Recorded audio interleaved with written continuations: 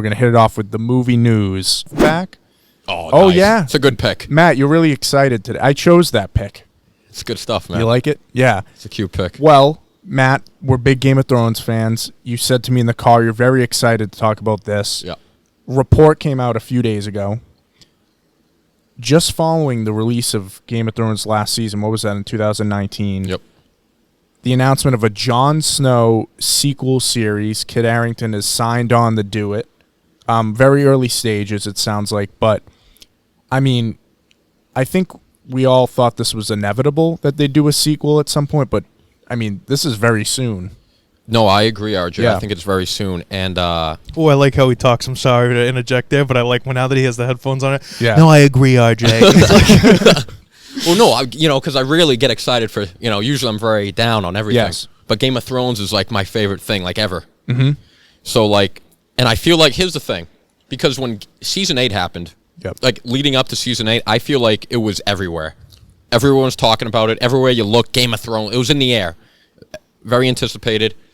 And then season 8 left a bad taste in everyone's mouth, right. And I feel like it's kind of been out of pop culture since, like in the past, like 2 or 3 years. And I feel like they're kind of trying to make a comeback. Can I ask a question? Are you as big of a are you like a Game of Thrones the same way you are with like Star Wars? Yeah, I probably like Thrones more, to be honest. Okay, fine. Did you? Wow. Okay. I'm a big fan. Did you read the books? Yep. Okay, so I watched Game of Thrones after all the seasons had come out and all the press and everything had died down. I was like, yeah, I'm not into dragons. I'm not going to look at that, blah, blah, blah. And then I was like, well, maybe I'll take a look at it. And I binged the whole thing. Yeah. You know what I mean? My question is, was the upsetness over season 8? There's no book for season 8, right? Mm-mm. There's no book after season 5. Starting with season 5, they start to differ. Yeah. Right. So, I guess what I'm saying, I have 2 questions. This is the first one. Okay. So it's like, season 5, 6, and 7, and 8, it's all just like, where do they go from? What are they supposed to do? Well, the rumor, to be honest with you, I wasn't upset with the end of season 8. I was just upset because the show ended because it was a good show. It was a great show. But like, looking at the people who are like religious about this stuff, right? That's us. Right, which is fine. Yeah. But like that's not. I mean, is that? I'm asking. We read the books during the wait between, because it was a 2-year wait between season 6 and 7. I needed that. I needed that fix in between. Season 6, which I actually like, is also the writers of the show did that, not the author. But according to them, George R. R. Martin, who wrote the books, gave them the ending. He gave the major plot points. Yeah, he probably was like, okay, so this person, Daenerys burns down King's Landing, Jon Snow goes beyond the wall. Like, you know what I'm saying? Like, if you haven't seen Game of Thrones yet, go fuck yourself. Yeah. He basically, I think, spoilers. He probably gave him a bullet point sheet of like, this is where these characters are going to end up. Find your own way to get there. Yeah. Oh, interesting. Okay. So, I mean, that's what it feels like. I don't think he knows how he's going to get there. Yeah. And that's why it's taken him 11 years. The last book came out in 2011. He's been writing this next book for over a decade. And it's not even the last book. Yeah. Yeah, but like, okay, but same with the like J.K. Rowling with the Harry Potter thing. Like before she wrote the first book, she spent 5 years creating the world. Right. So then it was, off to the races when you're writing the stuff. I guess what I'm saying is like, would there have been as much backlash, do you think, if they had stopped after season 5? Oh yeah. Yeah, because the story wasn't over. But there were no more. What I'm saying is there's no more story though from the original guy. See, like I'm not into the Star Wars like the canon. I like all of those like cartoons and all that stuff that came out. I like the original trilogy and I like the 3 prequels. Yeah, I agree. That's what I like with Star Wars. Rogue One. I concur. Really? It wasn't a bad movie, but like when I think of Star Wars, I think of 6 films. Yeah, it's not a trilogy. True. It's like there's nothing beats just from the practical standpoint, like the matte paintings and all the other crap, like nothing beats the original trilogy to me. But again, like I don't think I'd be upset. I'd be like, all right, well, if they write more of the book, then make more of the series. Maybe I'm just not as into it. I don't know. I mean, but like I guess people are so entitled, is what I'm saying, RJ. Yeah, They get into this like. You know what I'm saying? Yeah, I get what you're saying. Like, how could you do that? Well, he's the fucking author. So. Well, I think to that point is like, he hasn't even finished this story, so we don't really know how Jon's story ends in the books, but they're already making a show now.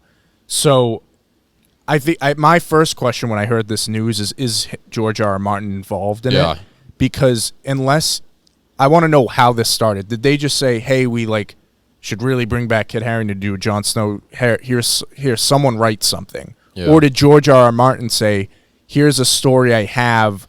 Here's what I believe what I hope. happens to Jon after the events." I hope so. I hope they're not just doing this because it's, Jon Snow's the biggest name. Right. And they won't need a big show. I hope someone had an idea, preferably George, and, about Jon, and they're really excited about this idea, and, that's Yeah. why they want to do the show. Here's why I have a little confidence in it. It's because it is HBO. Yeah, they're high And quality. it's not like Disney Plus. Like HBO puts out content, and they're very Quality. like meticulous about the content they put out. to get that rep.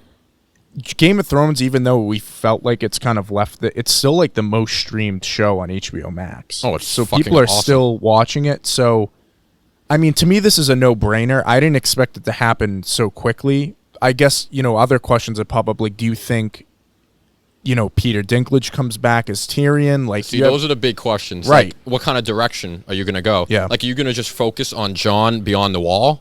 Right. Or are you going to go, like, to the south and get into, like, Bran, Mm-hmm. Tyrion? Because you got to bring out the checkbook if you're doing that. Yeah, well, yeah. And a lot of those actors, you could tell, especially Peter Dinklage. Mm-hmm. I don't know if they'd be, right. unless you throw, like, a ton of money at them, then they'd come back. But you run into the issue of like, these characters are alive and they're there. Yeah. It's like Luke Skywalker in The Mandalorian. It's like Luke's out there. Yeah. You kind of forced to eventually involve them. I think they should. Well, Torment will definitely be in it. Yeah, I feel like if anything, they should start the Maybe show Sansa. pretty small. Jon behind the wall with Yeah. Tormund. Dude, I think the story to do would have been Arya. I know. Just out in Essos exploring, because that way you can kind of go. Because in Game of Thrones, is so focused in Westeros, and you touch on Essos a little bit, but I feel like there's a lot in Essos that's unexplored. yeah. And I feel like with Arya, you could kind of do that, and you wouldn't necessarily have to bring in Tyrion, Jon, and it could make sense. It could still Right. make sense. Which kind of like from a business standpoint, bringing back Maisie Williams to do that kind of sounds like the better option. Yeah.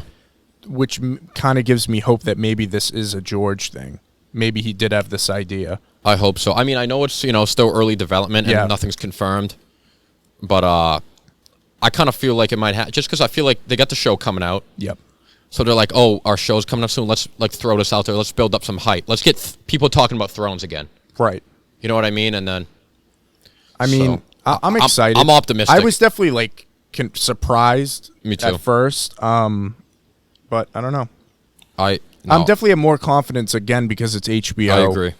David and Dan aren't involved that I know of. I don't think. No, and I doubt think that I will think be. they knew they dropped the ball. With season 8 with the back. So I think they're going to make sure this new show's good, and I think like the projects going forward, they're going to be extra right. because they were going to do the long night show, and they said, After shooting an entire pilot, so and the fact that they greenlit House of the Dragon, and it seems like they're pretty confident. And then again, George is more involved with House of the Dragon, which is good. I like what I've seen from the trailers. Yeah, it's been good. So I think that's going to be important too. Is how does that show do, and then will they ride that wave? Yeah. So I mean, I think it's going to be a while out before Yeah, we even see a scene from this thing. Yeah, no, it's it's a long way in the future, but no, I'm excited. I kind of dude. feel bad for Kit Harington. He hasn't done because anything since.